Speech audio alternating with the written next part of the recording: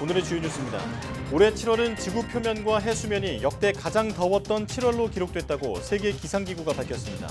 국내에서도 최근 낮 기온이 연일 올해 최고 수준을 이어가면서 온열 질환으로 응급실을 찾은 사람이 하루 100명을 넘어섰습니다.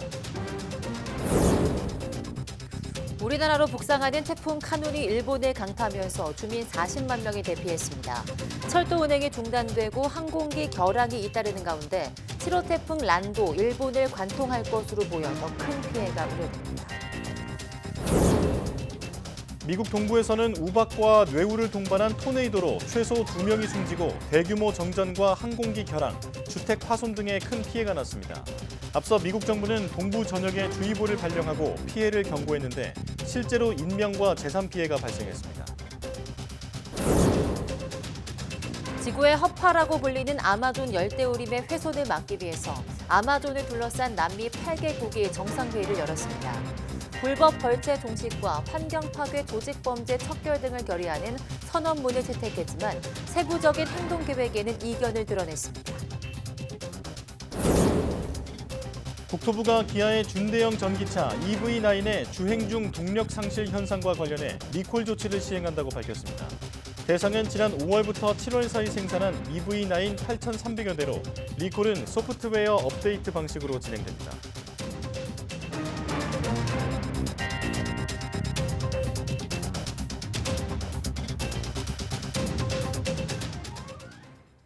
여러분 안녕하십니까? 사이언스 투데이 시작합니다. 태풍 카눈이 남해안에 상륙한 뒤 수도권을 통과할 것으로 보입니다. 태풍이 강한 세력을 유지한 채 진로가 점점 서쪽으로 치우쳐 피해 우려가 커지고 있습니다. 정혜윤 기자입니다. 북쪽으로 방향을 튼 태풍 카눈. 고수온 해역을 통과하며 강한 세력을 그대로 유지한 채 한반도를 향해 올라오고 있습니다.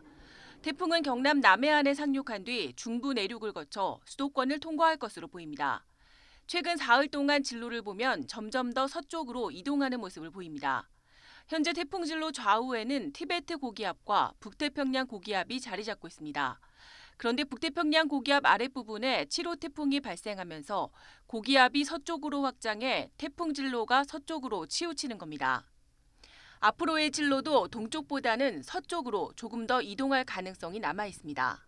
북태평양 고기압의 가장자리 영역, 큐슈 서쪽 해상에서 우리나라 쪽으로 접근해 올 때의 태풍의 딸 정도, 그리고 상층에 유입되는 상대적으로 찬 공기와의 상호작용이 어느 정도 되느냐에 따라서 이 동편과 서편이 지금 현재 매우 변동성이 큰 상황이다. 기상청은 태풍 직접 영향권에서 내륙에는 최고 300mm의 폭우가 내리고 최고 초속 35m의 돌풍이 불 것으로 전망했습니다. 특히 전남 남해안과 영남 해안에 초속 40m의 폭풍이 불고 영동에는 600mm가 넘는 물폭탄이 쏟아질 것으로 보여 철저한 대비가 필요합니다. YTN 정혜윤입니다.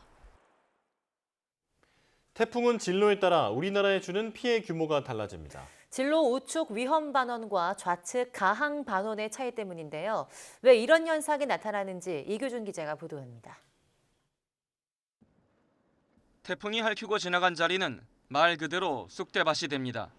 폭우와 강풍이 동시에 나타나 부러지고 날아가고 물에 잠깁니다. 하지만 태풍 진로에 따라 피해 정도가 차이를 보입니다. 태풍 진로의 오른쪽이 왼쪽보다 피해가 더 커 위험 반원이라 불립니다. 반시계 방향으로 부는 태풍 자체의 바람과 편서풍이 합쳐지면서 바람이 더 강해지기 때문입니다. 반면 가항 반원은 태풍 바람과 편서풍이 반대 방향이 되면서 서로 상쇄돼 상대적으로 풍속이 약해집니다. 태풍이 접근할 때 자신이 위험 반원에 있는지 가항 반원에 있는지는 바람 방향을 보면 알 수 있습니다. 주변에 장애물이 없는 공간에서 남쪽을 바라본다고 가정하였을 때 나의 정면이나 좌측을 통해 바람이 들어올 경우는 태풍의 위험 반원에, 반대로 나의 등 쪽이나 우측을 통해 바람이 들어올 경우는 태풍의 가항 반원에 있다고 판단할 수 있습니다.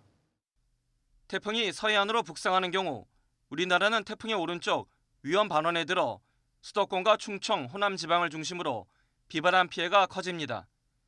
태풍이 내륙을 통과할 경우는 전국이 직접 영향권에 들어 큰 피해가 발생하지만 가항 반원에 드는 수도권과 충청 지방보다 동해안과 영남 지방이 비바람에 직격탄을 맞습니다. 태풍이 대한해협 중간을 통과하면 일본이 위험 반원에 들어 우리나라보다 태풍 피해가 더 큽니다. 하지만 우리나라에 근접해 통과하면 가항 반원이라 하더라도 영남 해안과 동해안은 폭우와 강풍 피해에서 벗어날 수 없습니다. 만일 태풍의 위험 반원에 든다면 바람과 비 피해 모두를 대비해야 합니다. 반면 가항 반원이라면 바람보다는 비 피해를 줄일 수 있도록 조치하는 것이 좋습니다. YTN 이교준입니다. 태풍 카누는 최대 600mm의 비와 함께 강한 바람을 몰고 올 것으로 예상됩니다. 강풍에 사람이 노출될 때 겪게 되는 충격이 어느 정도인지 취재 기자가 직접 체험했던 실험을 다시 한번 보시겠습니다. 최소라 기자입니다. 인공적으로 강한 비와 바람을 만들어내는 태풍 체험관에서 실험을 해봤습니다. 먼저 초속 10m의 비바람. 눈을 뜨기가 어렵고 대화를 나누기 힘듭니다. 초속 10m인데 들리세요? 뭐라고요? 초속 20m에서는 찢어진 우산에 살이 드러나 흉기처럼 변했고 휴지통과 간판은 맥없이 날아갑니다. 바람을 최고 속도인 초속 30m로 높이자 몸무게가 60kg에 가까운 기자도 버티기 힘듭니다. 초속 30m의 바람입니다. 똑바로 서기는커녕 난간을 잡지 않으면 바로 날아갈 정도로 몸을 가누기 힘듭니다.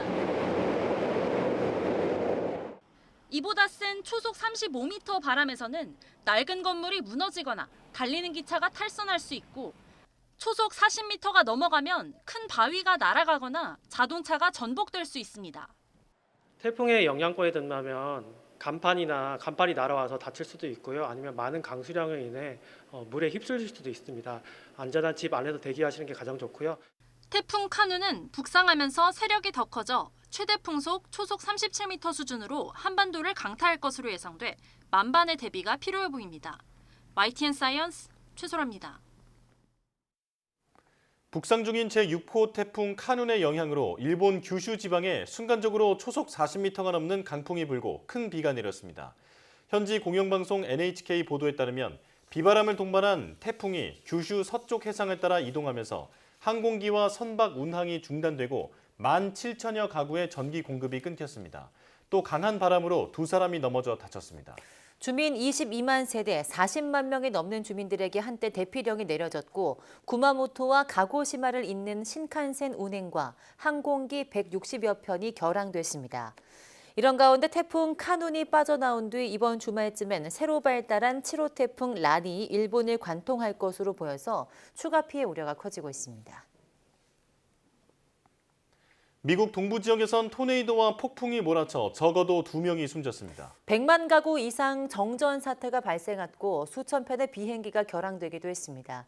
워싱턴 권준기 특파원이 보도합니다. 성조기를 찢을 듯한 기세로 몰아치는 강풍. 도로 옆 전봇대가 줄지어 쓰러지기 시작합니다. 주택가 CCTV에 찍힌 영상에는 한 치 앞도 보이지 않을 정도로 세찬 비가 퍼붓습니다.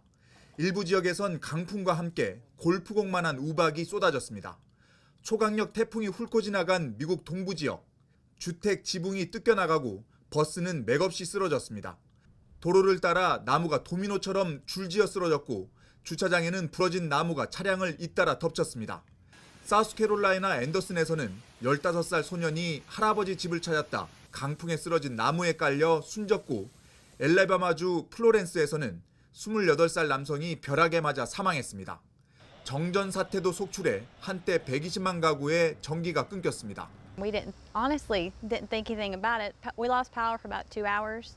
강풍의 영향으로 항공기 운항도 차질을 빚어 2,600여 항공편이 취소되고 7,900여 편은 지연됐습니다. 미국 동부 지역에 태풍이 몰아치는 동안 남부 지역은 섭씨 40도가 넘는 폭염에 시달렸습니다. 알래스카에서는 빙하가 녹으면서 집안이 물러져 커다란 나무가 쓰러지는 모습이 포착됐습니다. 워싱턴에서 YTN 권준기입니다. 북유럽에서는 곳곳에 폭우가 쏟아지며 도로가 유실되고 산사태가 발생하는 등 피해가 속출하고 있습니다. 노르웨이와 스웨덴은 수십 년 만에 최악의 홍수를 우려하고 있습니다. 김선희 기자입니다. 노르웨이 한 마을의 주택 앞 도로에 거대한 폭포수 같은 물웅덩이가 생겼습니다. 굴착기로 복구 작업에 나섰지만 쉽지 않습니다. 폭우로 곳곳에 산사태가 발생하면서 주민들은 잠을 자다 가까스로 빠져나왔습니다. Det virker som at det er en kjempediger maskin, bulldoser, showbulldoser, som feier med seg alt i sin vei, og det er like ved soveromsvinduet mitt. 노르웨이는 이번 폭우로 12개 지방자치단체에 모두 16개 도로가 폐쇄됐습니다. 비가 계속 내려 추가 피해도 우려하고 있습니다. Elva kan jo stige enda litt mer. Det er jo meldt 50 millimeter nedbør i tillegg til det som har kommet fra før. Så selv om elva akkurat her er på tur litt ned, så kan det stige igjen utover dagen. 열차가 탈선할 정도로 폭풍우가 쏟아졌던 스웨덴도 상황이 나아지지 않고 있습니다. 스톡홀름에서 약 533km 떨어진 오레 마을을 관통하는 수사백 강이 넘치며 근처 시내 대부분이 물에 잠겼습니다. 이미 수십 개의 도로는 폐쇄된 상태입니다. 노르웨이는 25년 만에, 스웨덴은 50년 만에 최악의 홍수를 우려하고 있습니다. 두 나라는 이번 주 며칠에 걸쳐 가장 심각한 단계의 적색 경보를 발령했습니다. 북유럽뿐 아니라 슬로베니아와 오스트리아, 세르비아에서도 기록적인 폭우가 쏟아지는 등 유럽 대부분이 심각한 기상재해로 몸살을 앓고 있습니다. YTN 김선입니다. 미국 남부에서 극심한 폭염으로 인한 숨진 사람은 5개 카운티에서만 150명 가까운 것으로 집계됐습니다. 미국 CNN 방송은 검시관 보고서를 인용해 이번 달 초까지 폭염으로 애리조나주, 네바다주, 텍사스주에서 147명이 사망한 것으로 보고됐고 실제는 더 많은 것으로 예상된다고 보도했습니다. 이들 3개의 주를 포함한 미국 남부와 남서부 지역에서는 지난 6월 말부터 폭염이 계속됐습니다. 특히 애리조나주 피닉스는 6월부터 지난달까지 31일 연속으로 기온이 섭씨 43.3도를 넘어서 역대 기록을 경신했습니다. 올해 7월은 지구 표면과 해수면이 역대 가장 더웠던 달로 기록됐다고 세계기상기구 WMO가 밝혔습니다. WMO는 지난달 지구 표면 평균 기온이 섭씨 16.95도로 역대 월별 최고 고온을 기록했다고 설명했습니다. 국제사회가 기후변화 마지노선으로 꼽는 산업화 이전 대비 1.5도 상승한 온도에 근접했습니다.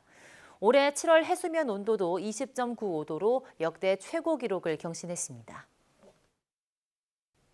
지구온난화의 주범인 탄소를 흡수해 지구의 허파라고 불리는 아마존 열대우림이 심각하게 망가지고 있습니다. 아마존을 둘러싼 남미 8개국이 한자리에 모여 대책을 마련했는데 나라별 견해 차이 때문에 한계도 드러냈습니다. 류재복 기자입니다.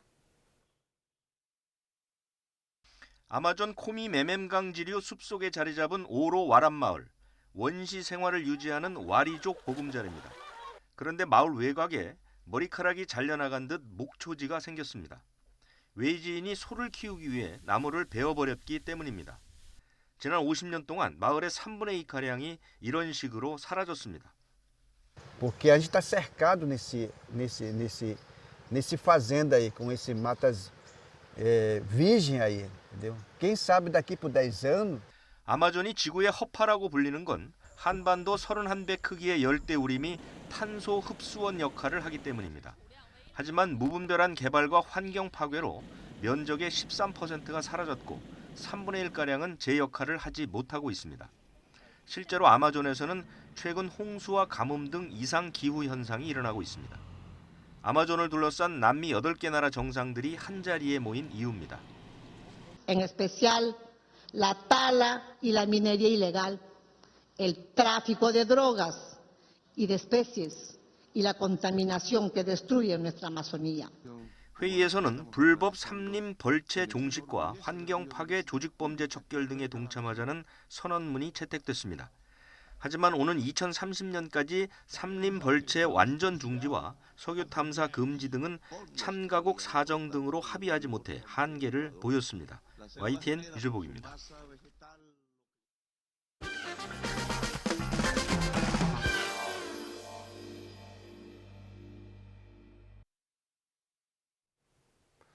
요즘 SNS에는 진짜인지 가짜인지 분간이 어려운 실험 장면들이 많은데요. 이런 영상이 이목을 끄는 이유는 우리의 기존 상식적으로는 도저히 믿기지 않는 장면들이 있기 때문입니다. 화제의 영상 가운데는 진짜도 있지만 눈속임의 가짜도 적지 않다고 하는데요. 오늘 과톡에서 코보라 박사가 화제의 실험을 직접 해서 그 옥석을 가려보겠습니다. 함께 보시죠. SNS와 동영상 플랫폼을 달구고 있는 화제의 실험 영상들. 하지만 그중에는 교묘하고도 악랄한 가짜 영상도 존재하는데 동영상 속 실험 진짜인지 가짜인지 내가 판명해 주겠어. 동영상 속 거짓을 판명하는 과학 실험계의 명판관이 있었으니 그의 이름은 프로블럼 트루펄스였다. 그럼 지금부터 판결을 시작하지. 영상 스타트. 마늘을 만지네. 그리고 그 손으로 노른자를 짚는데 오? 노른자를 지금 든 거야? 노른자가 안 깨지나? 이거 미스테리하구만. 좋았어. 이 명판관 프로브람 트루펄스가 나서줘야겠어. 그래서 영상과 똑같이 준비물을 준비했는데요. 준비가 됐구만. 잠깐만. 이거 진짜 마늘 맞겠지? 아! 마늘이야! 완전 마늘이야! 마늘은 맞다. 아니 이것도 판별하는 거야? 자, 그러면 마늘은 맞으니까 먼저 접시에 달걀을 깨줍시다. 여기 달걀을 깨주면 되지.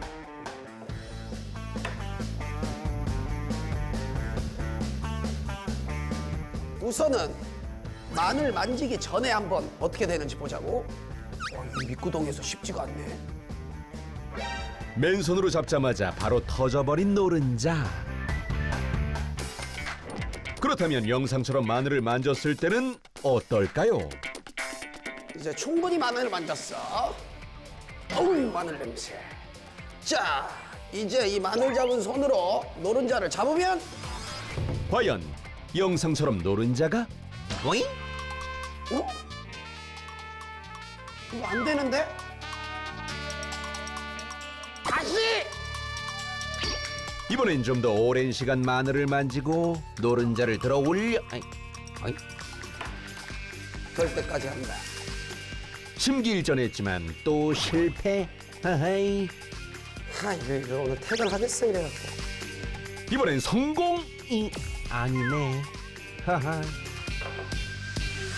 왜 안 되는 거야?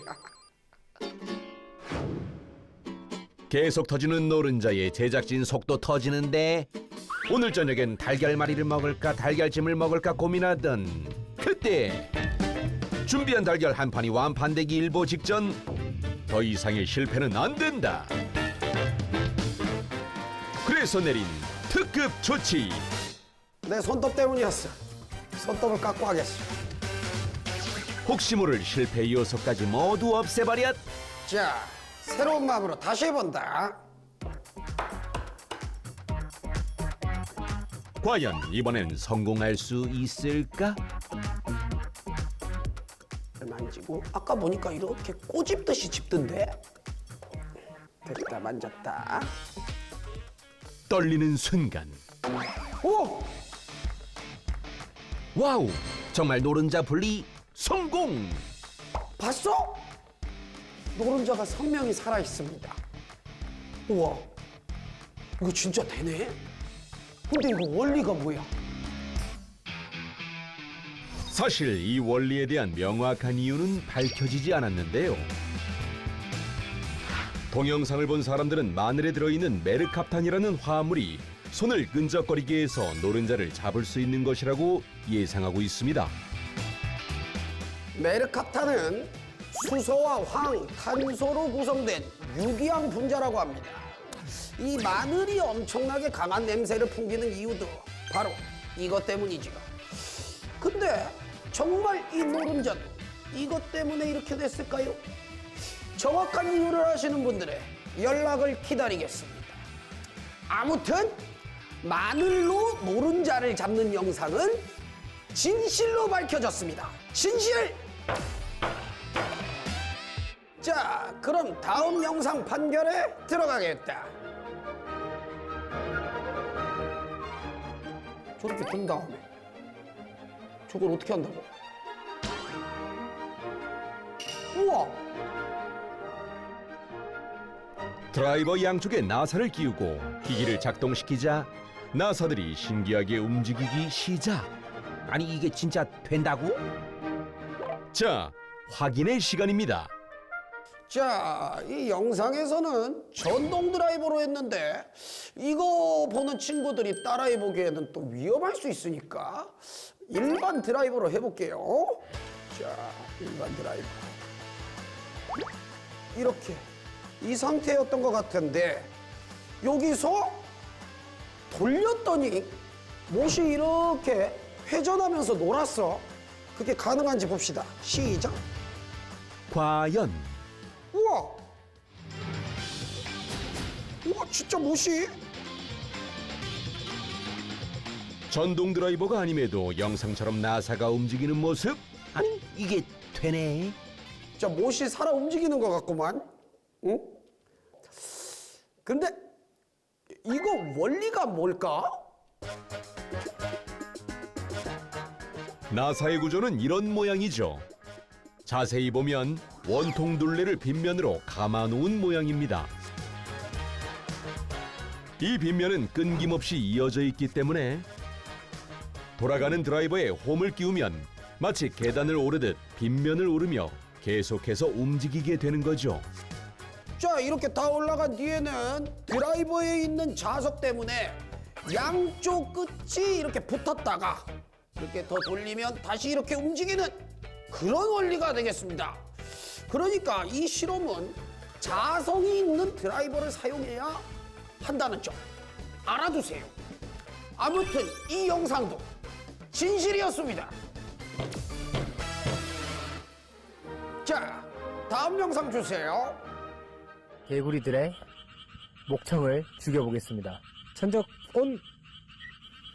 독수리 울음소리를 들려준다고? 그럼 뭐 어떻게 되는데? 이것도 바로 조용해지는 거죠. 된다. 지금 개구리가 소리 안 낸 거야? 독수리 소리 듣고?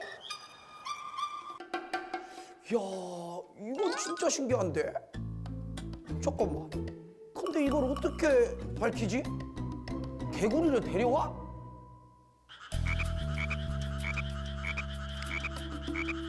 자, 제가 지금 개구리들이 단체로 울고 있는 현장에 나와 있습니다.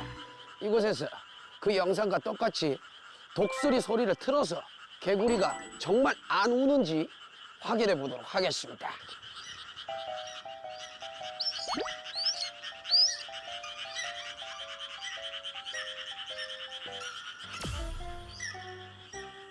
오? 안 온다. 안으로. 안으로.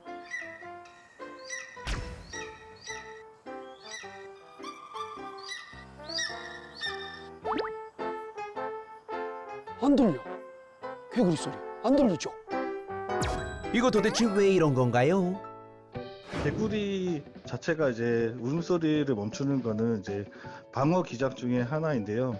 그 독수리 소리에 이렇게 멈추는 거는 그 방어 기작 중에 하나로 이제 작용한 걸로 이제 보입니다.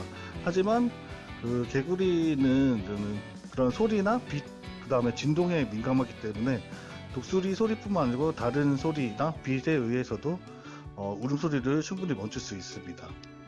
그러면 다른 소리에도 멈출 수 있다는 말씀이신가요? 그렇죠. 네, 당연하죠. 다른 소리나 빛에 충분히 멈출 수 있죠. 즉 개구리는 독수리 울음소리뿐만 아니라 휴대폰 플래시, 사람의 기척에도 반응을 한다는 겁니다. 나 예민한 아이라고. 개구리는 독수리 소리를 들으면 울음을 멈춘다. 이건 세모. 자, 앞으로도 내가 판단해줄 영상이 있다면 댓글로 제보해 주길 바란다. 그럼 난 이만. 그럼 과톡은 다음 주에 또 만나요.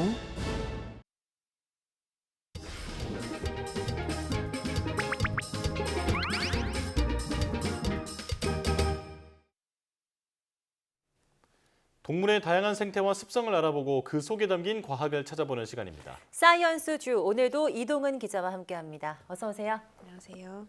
네, 오늘은 어떤 동물을 만나볼까요? 네, 오늘은 사람과 가장 가까운 동물로 알려져 있죠. 원숭이에 대해서 이야기를 좀 나눠볼까 합니다. 네, 자 원숭이는 동물원에 가면 가장 쉽게 볼 수 있는 동물인데 그런데 사람과 닮은 동물이라고만 생각을 했는데 사실은 종류가 아주 다양하다면서요? 네, 맞습니다. 이 원숭이는 모두 10개 과 200여 종으로 이루어져 있다고 알려져 있습니다. 네. 흔히 우리가 원숭이라고 알고 있는 이 여우 원숭이라든가 안경 원숭이류는 엄밀히 말하면 이 학문적으로는 원숭이류에 속하지가 않는데요. 네. 그러니까 이런 종류를 제외를 하고도 200여 종에 달한다는 거죠.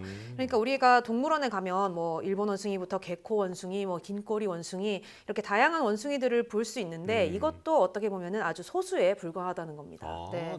그럼 우리가 흔히 생각하는 원숭이, 그러니까 동물원에 가면 가장 쉽게 볼 수 있는 원숭이는 어떤 종일까요? 우리가 이제 원숭이 하면 가장 먼저 떠오르는 모습이 회갈색의 털에 긴 꼬리를 가지고 있고 또 이 얼굴과 엉덩이가 빨간 그런 모습이죠. 네. 이 마카크 원숭이에 속하는 일본 원숭이의 대표적인 모습인데 이 보통 몸 길이가 50에서 60cm 정도에 달하고요. 이제 꼬리 길이만 여기에서 10cm 안팎이라고 합니다. 일본 원숭이라고 불리는 만큼 이 서식지는 일본인데 원숭이류는 주로 열대 지방에 분포하고 있지만 이 일본 원숭이는 전 세계 원숭이 중에서도 가장 북부 지방에 사는 것으로 알려져 있습니다. 네. 그러니까 사람을 제외하고는 영장류 중에서 가장 북쪽에 살고 있는 건데요. 북방 한계는 일본 아오모리 지역이고 남쪽으로는 뭐 혼슈나 규슈, 시코쿠 등 일본 전역에 분포를 하고 있습니다.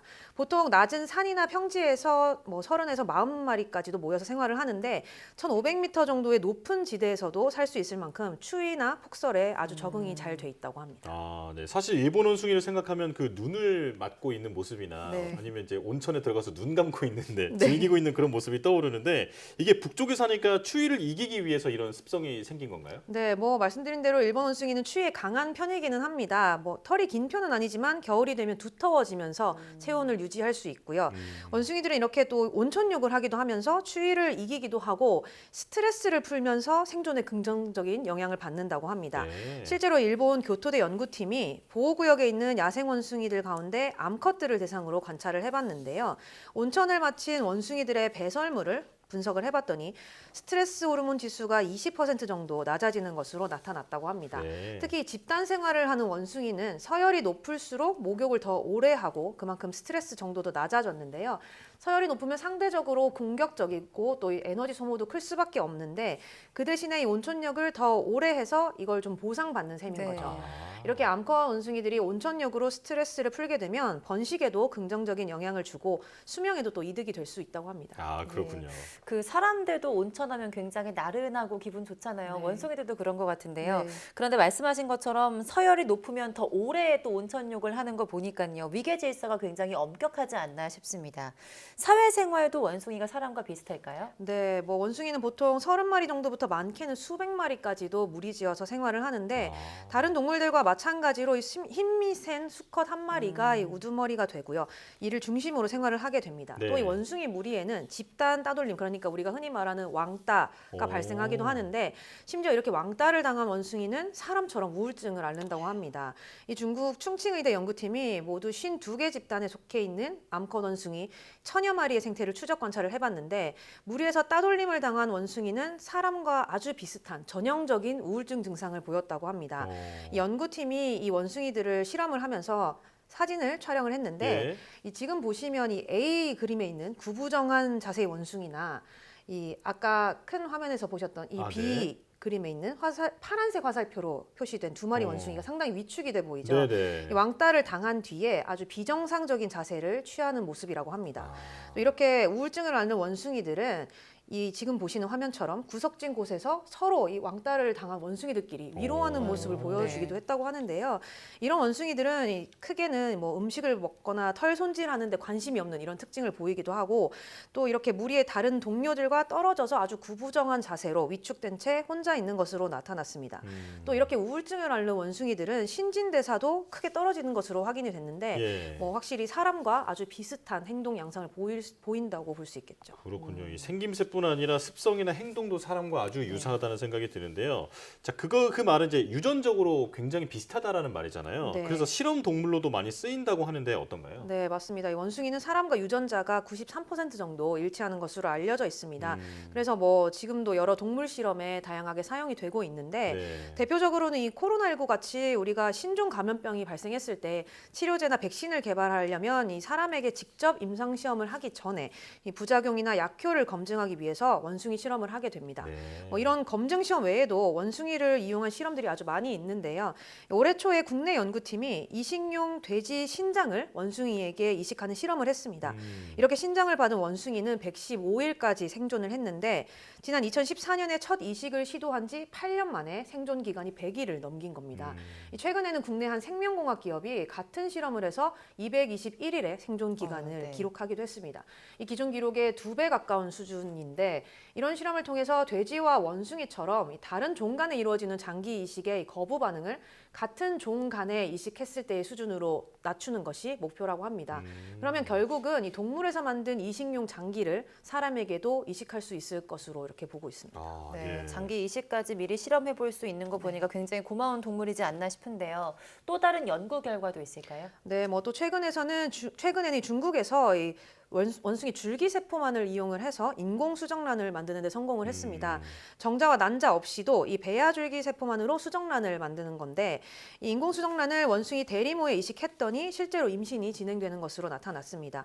이런 연구는 이 사람의 불임 치료에 도움이 될 것으로 기대가 되는데 유산의 원인이라든가 인공수정 후에 착상에 실패하는 이유를 이렇게 찾는 데에 인공수정란을 사용할 수 있을 것으로 보입니다. 네, 자, 사람과 유전자가 비슷한 만큼 원숭이를 이용한 이 실험은 조금 더 높은 차원의 실험이라는 생각이 드는데요.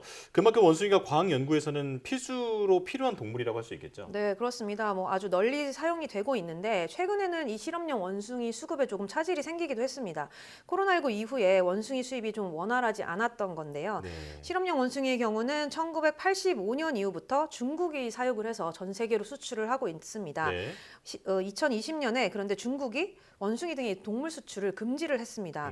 코로나19로 백신 개발 경쟁이 가속화가 되고 이렇게 동물 수요가 커지면서 자국의 업체를 보호하고 경쟁에서 좀 앞서 나가려고 이런 조치를 취한 건데요. 이 때문에 전 세계의 원숭이 공급량이 크게 줄면서 가격도 크게 치솟았습니다. 우리나라의 경우도 한 해 평균이 1,500마리 정도의 실험용 원숭이가 필요하다고 하는데 최근에는 절반에도 못 미치는 한 700마리 정도만 공급되는 상황이라고 합니다.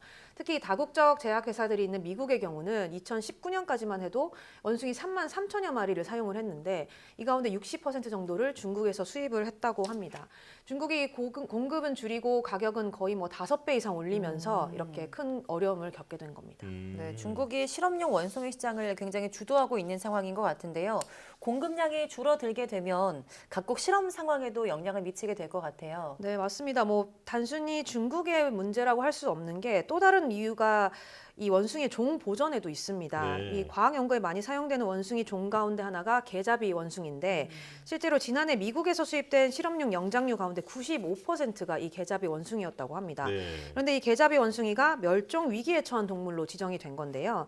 지난해 이 세계 자연보전연맹이 개잡이 원숭이의 개체 수가 급격하게 줄었다면서 이 관심 대상에서 취약으로 한 단계 높였습니다. 그런데 이렇게 취약 단계가 되면 멸종 위기 범주에 포함이 되기 때문에 수입이 제한될 수 있는 건데 이런 이유로 이 일부 과학계에서는 개잡이 원숭이를 멸종 위기종에서 목록에서 제외해야 된다 이렇게 주장을 하고 있습니다. 뭐 개체 확보에 지장이 생길 수 있다는 의미인데 이들은 또 이 세계 자연보전 연맹이 종의 감소를 보여주는 어떤 실질적인 자료를 제공하지 못하고 있기 때문에 결정을 번복해야 된다 이렇게 말하고 있는 상황입니다. 네, 자 오늘은 원숭이에 대해서 알아봤는데 사람과 비슷한 만큼 사람에게 도움을 주는 동물이니까 그에 맞는 보호와 보존도 필요하다는 생각이 듭니다. 자, 이동훈 기자와 함께했습니다. 고맙습니다.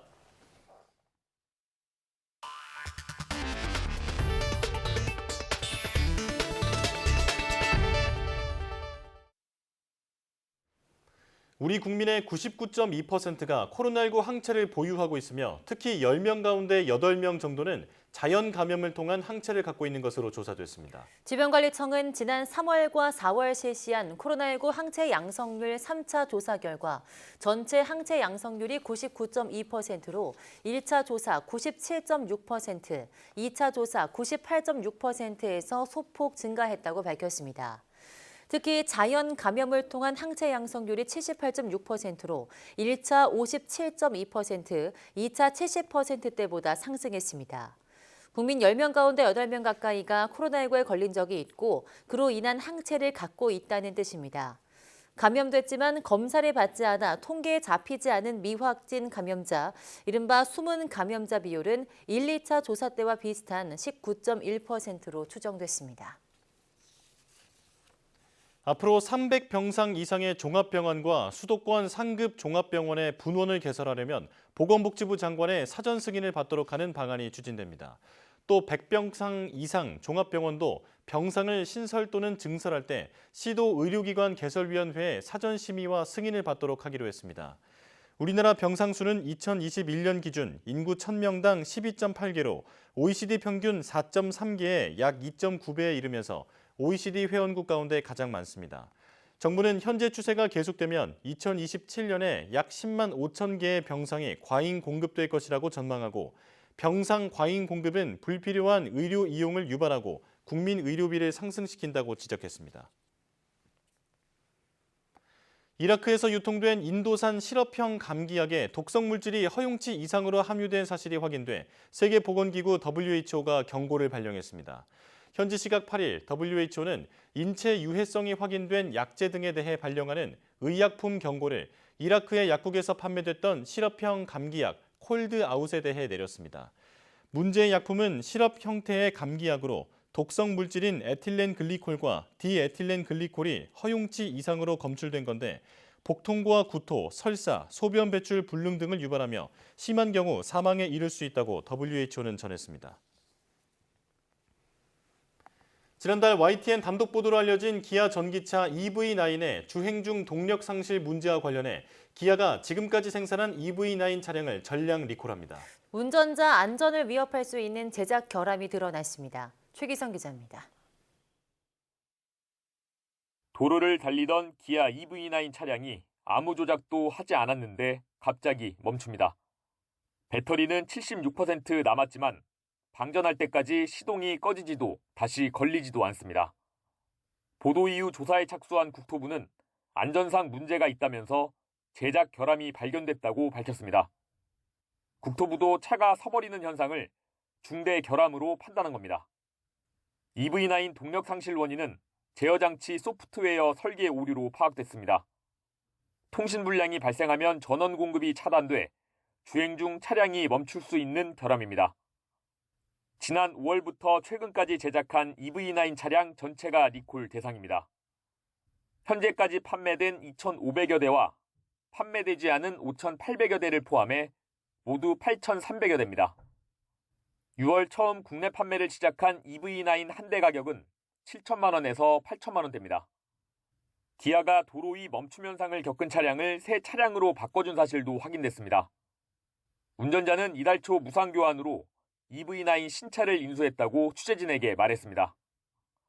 현대차 기아는 문제 발생 차량을 분석해 세부 원인을 파악하는 작업을 벌이고 있습니다. 지난달부터 YTN은 현대차 기아 제작 전기차종에서 주행 중 동력 상실 현상이 발생했다는 사실을 연속 보도했습니다. YTN 최기성입니다. 대법원 양형위원회가 중대범죄로 떠오른 기술 유출 범죄의 억지력을 높이기 위해 양형 기준을 신설합니다.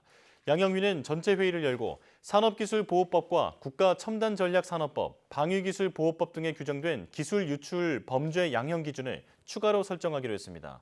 또 부정경쟁방지법상 부정경쟁 행위에 대한 양형 기준도 신설합니다.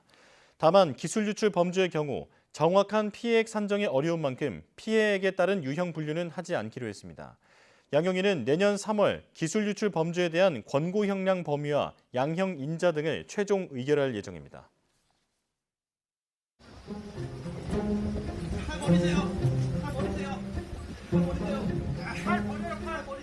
여기 지금 정전을 찔렸어요.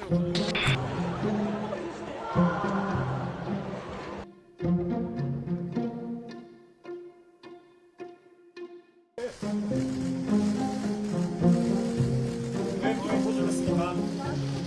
언제 거의 결심했습니까? 정신력시키라고!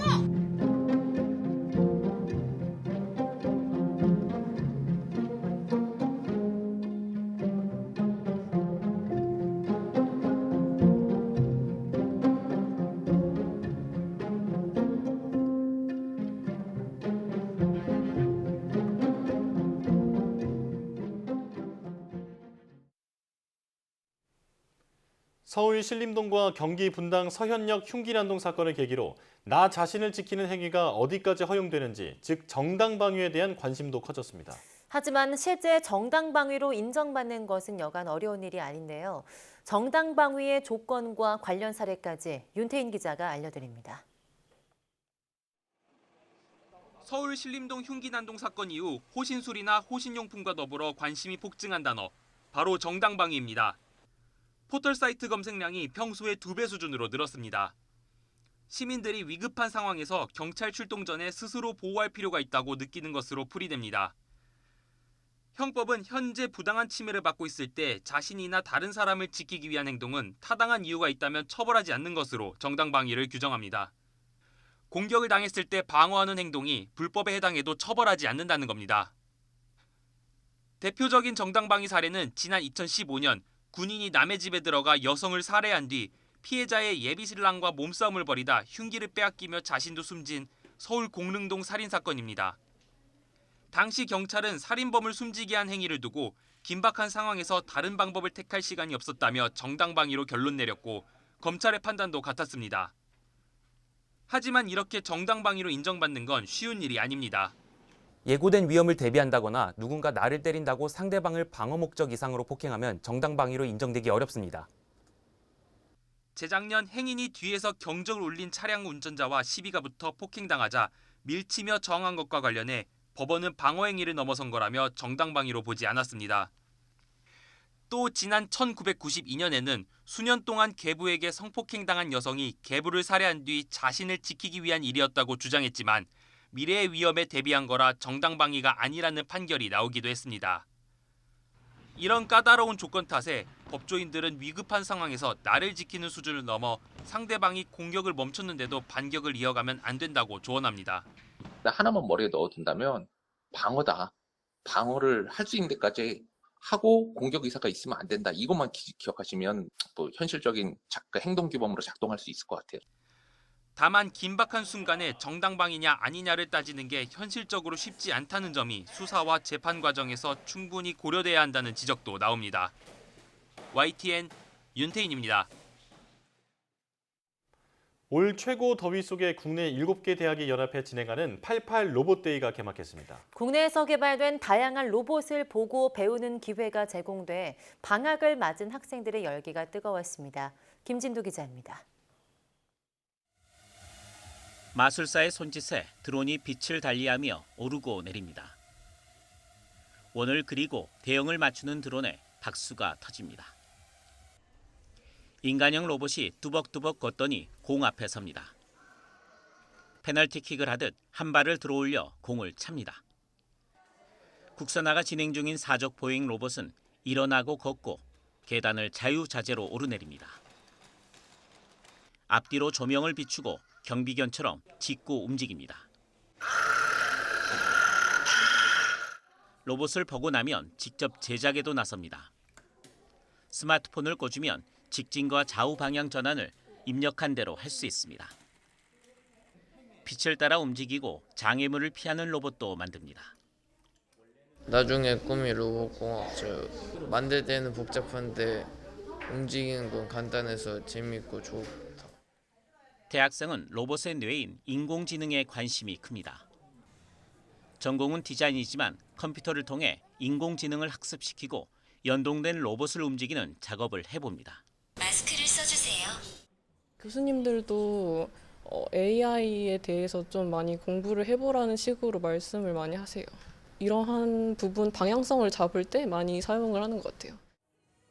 로봇쇼와 전시 그리고 교육을 화두로 진행하는 88 로봇데이입니다. 1988년 88 올림픽을 계기로 우리나라가 큰 성장을 이루었는데요. 마찬가지로 이 분야도 급성장을 이루는 계기를 88데이로 만들겠다라고 해서 간단한 동작 로봇부터 지능 능력 로봇까지 로봇의 모든 것을 보고 배우고 체험할 수 있는 88 로봇데이는 이번 주 금요일까지 한양대 에리카를 포함한 7개 참여대학에서 계속됩니다. YTN 김유두입니다.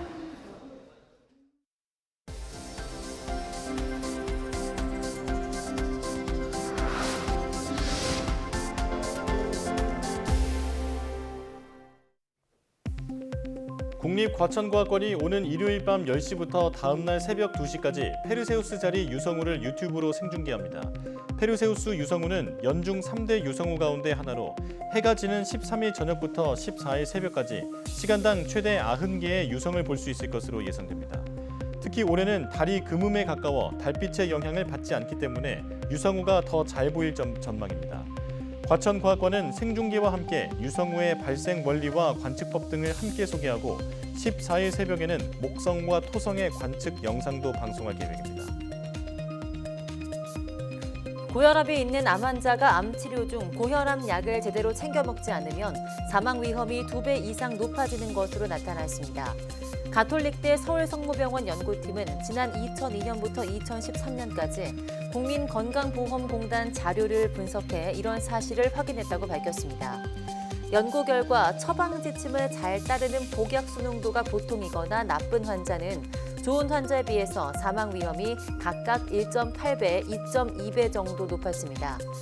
연구팀은 전체 환자 3명 중 2명은 혈압약 복용을 소홀히 하는 것으로 나타났다며 암 치료에 성공해도 고혈압 관리를 못하면 심혈관 질환으로 악화할 수 있다고 강조했습니다.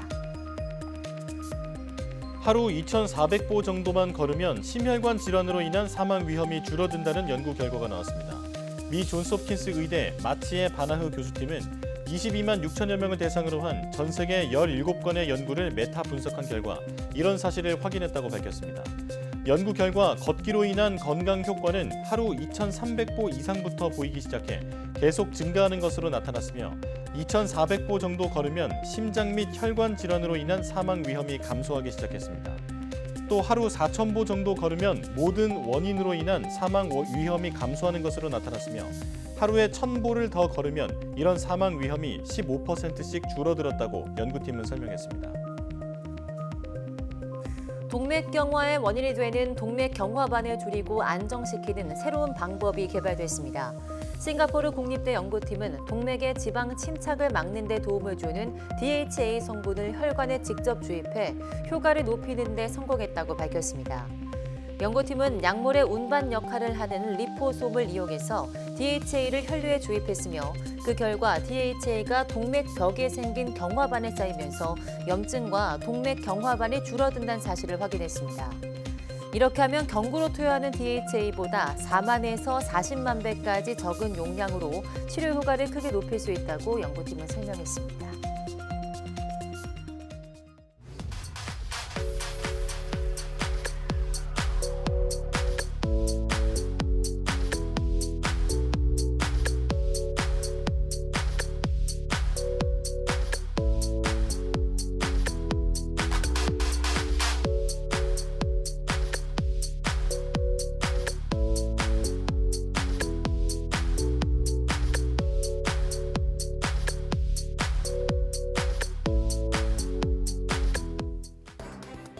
육호 태풍 카눈의 북상 소식에 마음 졸이는 분들 많으실 텐데요. 이번 태풍은 이례적으로 우리나라를 수직으로 관통하며 지나갈 것으로 보여 더 큰 피해가 우려되는 상황입니다. 태풍이 오기 전 미리 철저한 대비를 잘 해주시고 태풍이 지나는 동안에는 재난방송 등 실시간 기상정보에 귀 기울여 주시기 바랍니다. 뉴스 마칩니다. 시청해주신 여러분 고맙습니다.